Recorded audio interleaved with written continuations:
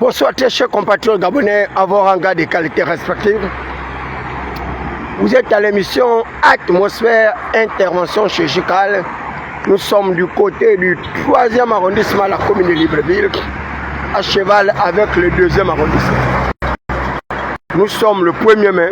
Ce sont les festivités de la fête du travail, ne serait-ce que pour nous, les travailleurs, les agents publics. Et là, nous sommes pratiquement à la fin de cette célébration et je suis passé par le boulevard triomphal, le boulevard Bessieux, pour voir l'évolution significative justement de la cité Émeraude.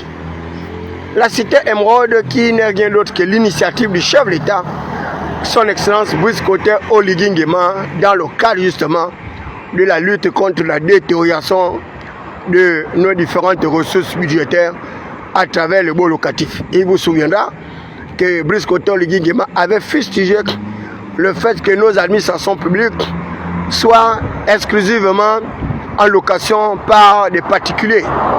Et il a engagé un défi qui est celui de restaurer la dignité justement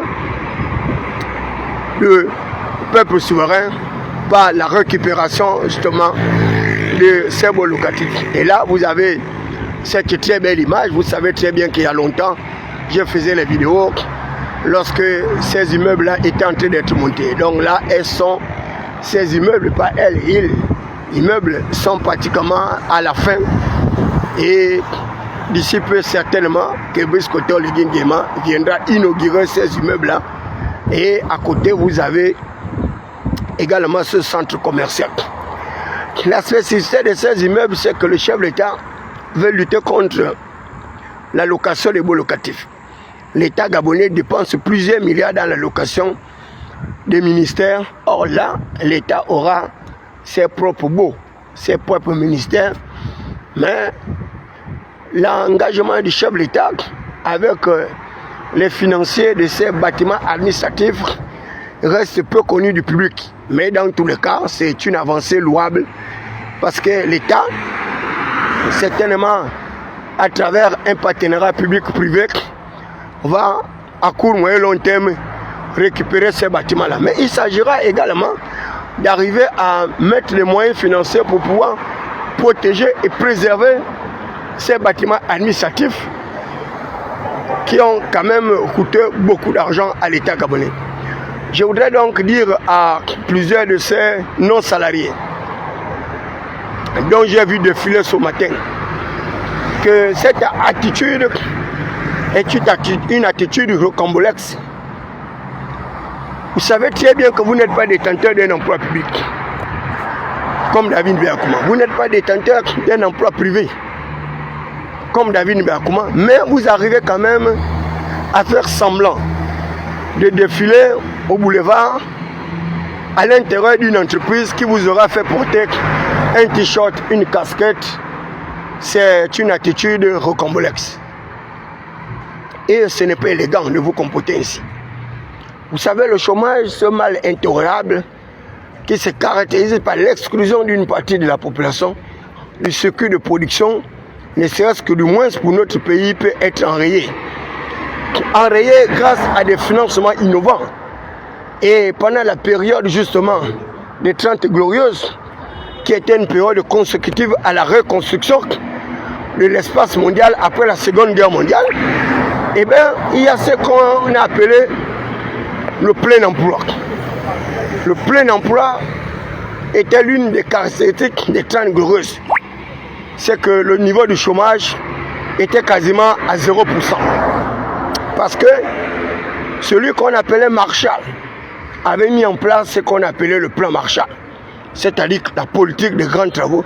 Et c'est la même politique des grands travaux qui avait été initiée par Ali Bongo Ondimba lors de son premier magistère.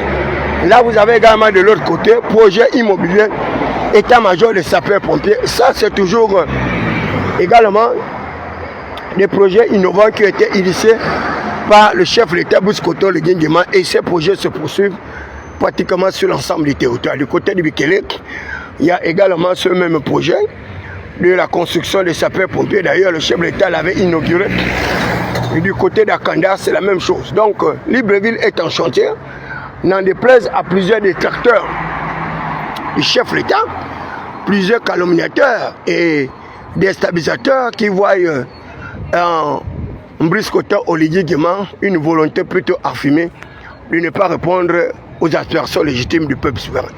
Mais je voudrais une fois de plus rappeler ce que j'avais dit du côté de l'État des villes, à savoir que si au niveau de Port-Gentil, le budget primitif a été voté à 24 milliards de francs CFA, eh bien Libreville n'ira pas au-delà de 30 milliards.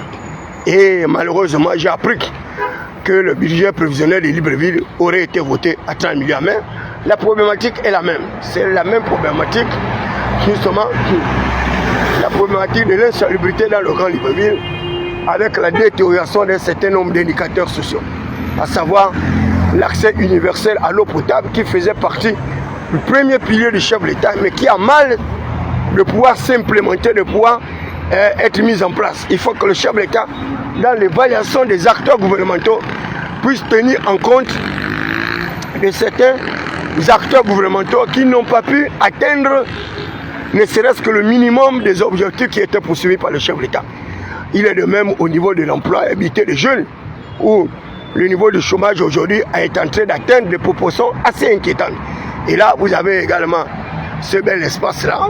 Donc, de la même manière, il y avait des beaux espaces du côté de Burkina Faso, et bien au Gabon également.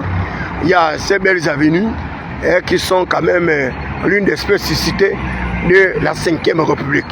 Et vous avez de l'autre côté les mêmes bâtiments administratifs qui poussent comme les champions. Donc nous voulons une fois de plus encourager le chef de l'État de ne pas se décourager, de poursuivre toutes ces réformes-là dans le cadre de l'amélioration de situation administrative, non seulement des agents publics, mais également dans l'amélioration de leurs conditions de vie et d'existence. Mais la problématique reste la même.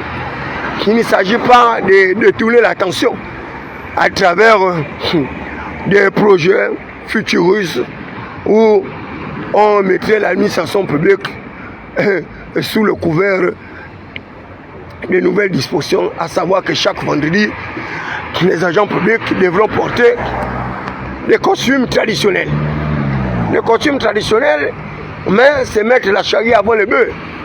Il vous souviendra qu'il y a eu un opérateur économique quand même assez prospère, Maître Louis Gaston Maïla, qui avait sa société de textile appelée Sotega.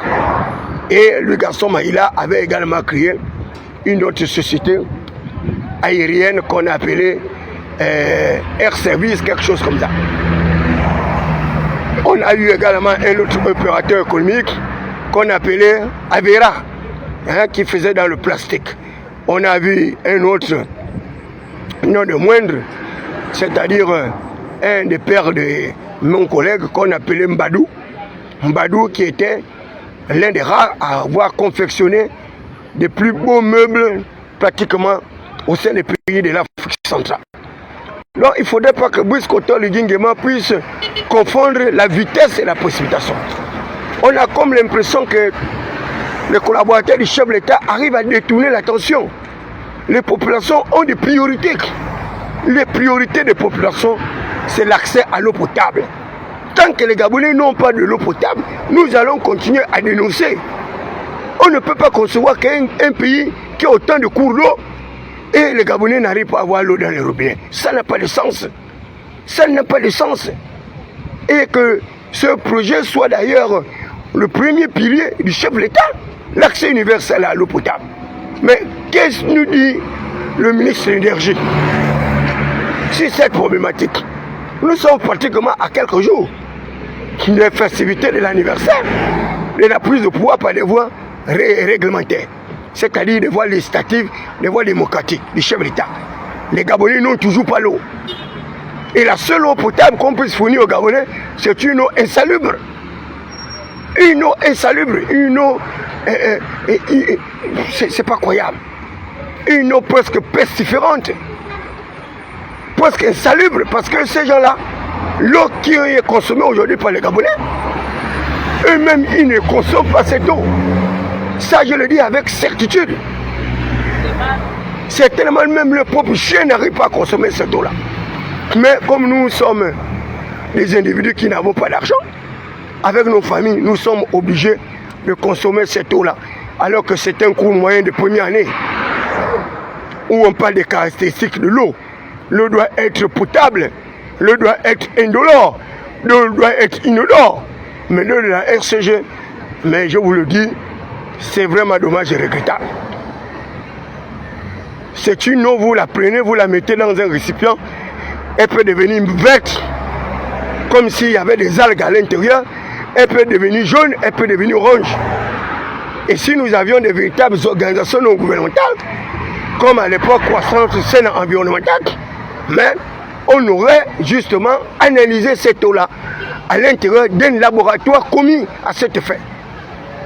Mais, vous savez, ces gens-là ne se préoccupent pas de la santé du peuple souverain. Ils ne se préoccupent pas de la santé du peuple. Et là, vous avez également la même problématique. Voilà. On commence les chantiers et à la fin, on finit par les abandonner. Vous avez la route de Ntoum aujourd'hui qui constitue une véritable épine dorsale pour les pouvoirs publics. Jusqu'à présent, eh bien, la route de Ntoum n'est toujours pas achevée. Les engins ont disparu et je pense que ce projet a été remis une fois de plus dans le sac. Et nous avons du mal à comprendre ce que disait Xavier Nono. Certainement que cette sirène-là dont on avait volé le fils ou la fille continue à bouder. C'est quand même pas croyable. C'est pas croyable. On a récusé Ali Bongo Lima de nous avoir laissé des éléphants blancs. Oligui arrive avec une dynamique et il s'entoure, il s'acoquine des individus qui sont en train de détruire progressivement sa capacité d'éligibilité, sa capacité de légitimité, de légalité, et les choses n'avancent pas.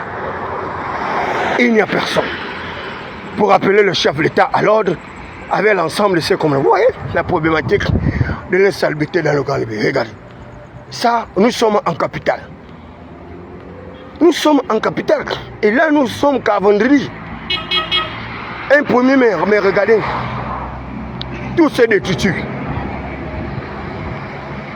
Où est passé la mairie avec l'ensemble des conseils municipaux et départementaux? Vous voyez?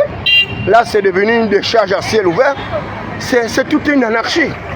Et c'est pas tout pareil dans le Grand Libreville. Et certainement sur l'ensemble des territoires. Ailleurs, j'ai vu au Ghana, j'ai vu en Afrique du Sud, on transforme la poubelle en énergie électrique. La poubelle, on la transforme en énergie électrique. J'ai vu au Togo, on transforme la poubelle en humus, en engrais, pour accroître la productivité agricole.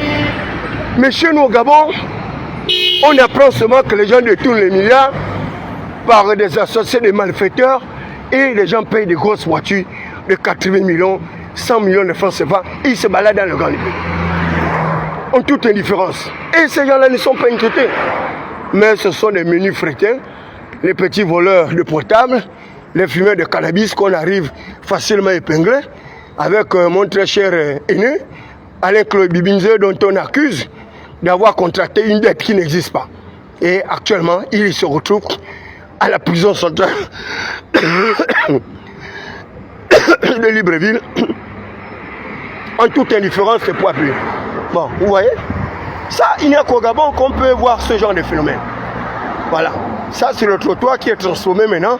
Je ne sais pas quoi, c'est un marché, c'est quoi, on ne sait même pas. C'est tout un désordre. C'est tout un désordre. Et les collectivités locales, en réalité, doivent aider le pouvoir public à améliorer les conditions de vie des Gabonais. Mais c'est la même problématique. Bissangobi, les papiers. Les papiers, mettez Bissangobi, il n'y a pas les papiers. Il n'y a pas les papiers. Vous voyez tous ces gens-là. Oh, j'ai un doctorat en sociologie, j'ai un doctorat en économétrique, j'ai un doctorat en sciences politiques. Il n'y a rien.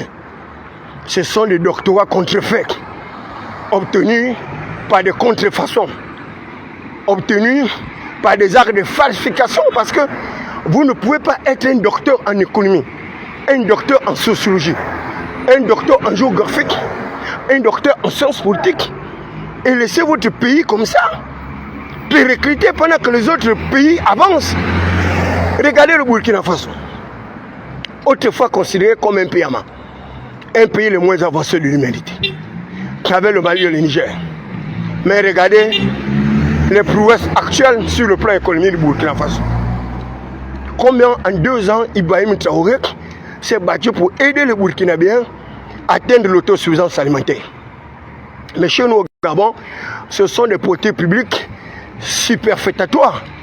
Des gens entraînent le chef de l'État dans des fautes mondaines, dans la manipulation, dans des esprigueries, des tartufferie. Parce que quoi? Ils ont trouvé un chef de l'État qui s'acoquine à eux pour pouvoir une fois de plus exploiter l'incrédulité spéculative des populations gabonaises. Et comme on a affaire à une population très déscolarisée, analphabétisée, à faible niveau de qualification et d'expertise, eh bien, ils ont intérêt conquis. Ils ont intérêt conquis et je vous le dis, à cette allure, on n'arrivera nulle part. On n'arrivera nulle part et c'est bien dommage de le rappeler et de le dire. Le coup de liberté, transformé en révolution du palais, aurait dû sonner comme un véritable indicateur de transformation des quartiers de nos villes et villages en véritable pôle attractif de développement. Malheureusement, ce n'est pas le cas. C'est le même marteau qui frappe, dont on a raccourci le manche pour mieux ajuster le coup. À chaque conseil des ministres, ce sont les mêmes noms des nantis, des grandes familles qu'on nomme. On arrive même à organiser tout un conseil de ministres pour faire un rapprochement de pouls entre un privé avec un agent public. Alors qu'ils sont nombreux qui n'arrivent pas à obtenir un rapprochement de pouls en qualité d'agent public. Mais ce qui n'est pas possible de faire pour les autres, c'est possible de le faire pour eux. Voilà, vous voyez? Vous voyez? Ailleurs, on arrive à avoir des équipes de nettoyage, même de nuit. Mais au Gabon, c'est vraiment triste, c'est regrettable. Hein? Je préfère m'arrêter là. Donc...